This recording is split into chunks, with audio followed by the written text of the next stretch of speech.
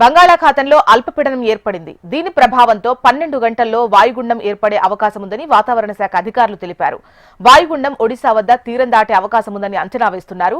వాతావరణ మార్పులతో వారం రోజుల పాటు ఏపీలో వర్షాలు కురిసే అవకాశముందని వాతావరణ శాఖ అధికారులు తెలిపారు. దీంతో 4 రోజుల పాటు చేపల వేటను నిషేధించారు. నౌకాశ్రయాల్లో 3వ నంబరు ప్రమాద హెచ్చరికను జారీ చేశారు. విశాఖ నుంచి వివరాలు మనకు అనురాధ అందిస్తారు. చేస్తూ విపత్తుల శాఖని జిల్లా యంత్రాంగాల్ని అప్రమత్తం చేసింది. అయితే 19వ తేదీ నాటి సాయంత్రానికి అది దక్షిణ ఒడిశా దగ్గర తీరం దాటే అవకాశం ఉందని వాతావరణ శాఖ అంచనాలు వేస్తూ అలర్ట్ మెసేజెస్ ని జారీ చేసింది. ఇప్పటిదాకా చూసుకుంటే గనక ఏపీలో చాలా భారీ వర్షాలు కురుస్తూ ఉన్నాయి. దాదాపుగా 6 జిల్లాలకి రెడ్ అలర్ట్ ను జారీ చేశారు. మరొక 6 జిల్లాలకి ఆరెంజ్ అలర్ట్ ను జారీ చేశారు. మరికొన్ని జిల్లాలకి ఎల్లో అలర్ట్ ను కూడా జారీ చేశారు.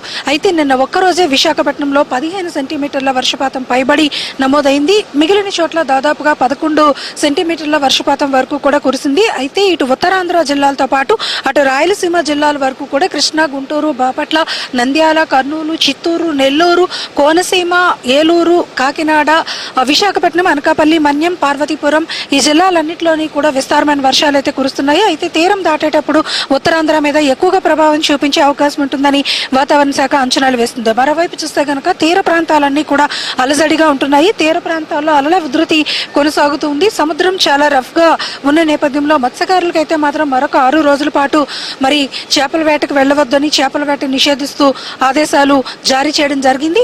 మరి అన్ని పోర్టుల్లోని కూడా కృష్ణపట్నం, మచిలీపట్నం, నిజాంపట్నం, గంగవరం, విశాఖపట్నం ఈ అన్ని పోర్టుల్లోని కూడా 3వ నంబర్ ప్రమాద హెచ్చరిక కొనసాగుతూనే ఉంది.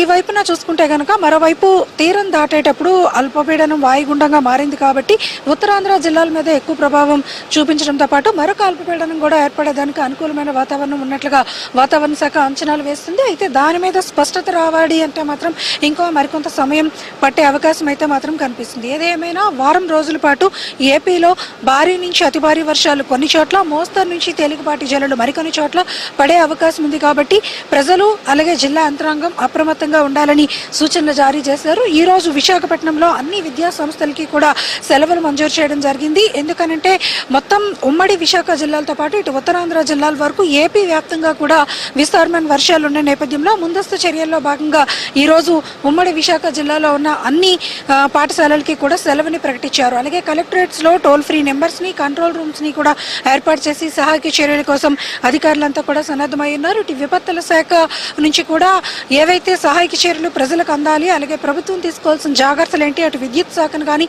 ఇవన్నీ శాఖల్ని కూడా సమన్వయపరుస్తూ అలర్ట్ చేస్తూ విపత్తుల శాఖ మంత్రి వంగలపూడి అనిత కూడా ఎప్పటికప్పుడు అలర్ట్ చేస్తూ అధికారులని మరి సమాయత్తం చేస్తున్నారు. మొత్తానికి చూసుకుంటే కనుక రైన్ అలర్ట్స్ భారీగానే ఉన్న నేపథ్యంలో జిల్లా యంత్రాంగం, ప్రభుత్వం కూడా అప్రమత్తమైంది. ప్రజలు కూడా అప్రమత్తంగా ఉండాలని మొత్తం అన్ని శాఖల నుంచి అధికారులు అయితే సూచిస్తున్నారు. ఇది లేటెస్ట్ అప్డేట్. వీడియో జర్నలిస్ట్ ధనుష్తో అనురాధ, HM టీవీ, విశాఖపట్నం.